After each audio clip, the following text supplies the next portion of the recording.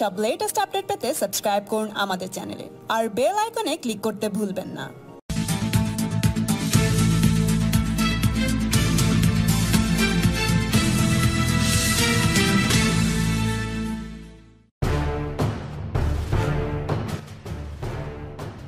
2019 লোকসভা নির্বাচনে কতগুলি আসন পাবে তৃণমূল তা নিয়ে চাঞ্চল্যকর দাবি করলেন বীরভূম জেলা তৃণমূল কংগ্রেসের সভাপতি অনুব্রত মণ্ডল।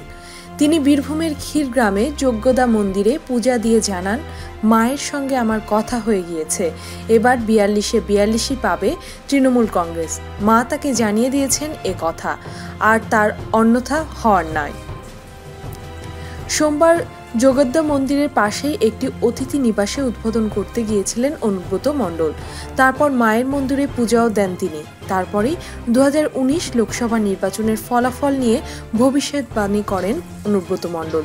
শুধু ভবিষ্যৎবাণী নয়, মায়ের মন্দিরে গিয়ে মায়ের কাছে তিনি কি প্রার্থনা করলেন তা সবিস্তারেও বলেন তৃণমূলের কেষ্ট। তিনি বলেন, আমি মায়ের পূজা দিয়ে বললাম, মা আবার অসুরের আগমন হয়েছে। মা তখন বললেন, কোনো চিন্তা নেই, আবার অসুর দমন হবে, বাংলায় 42-42 হবে। তুই নদিয়ার দায়িত্ব পেয়েছিস, নদিয়াতে খুব ভালো হবে, বীরভূমেও ভালো হবে, তুই নিশ্চিত থাক। এরপরই অনুব্রত বলেন, আমার বিশ্বাস মায়ের আশীর্বাদ ফুল বিফলে যাবে না। মায়ের আশীর্বাদ সর্বদাই মমতা বন্দ্যোপাধ্যায়ের সঙ্গে আছে, ভবিষ্যতেও থাকবে। তিনি বলেন, বাংলা জুড়ে প্রচুর উন্নয়ন হয়েছে, বীরভূমের সর্বত্র উন্নয়নে মুড়ে দেওয়া হয়েছে।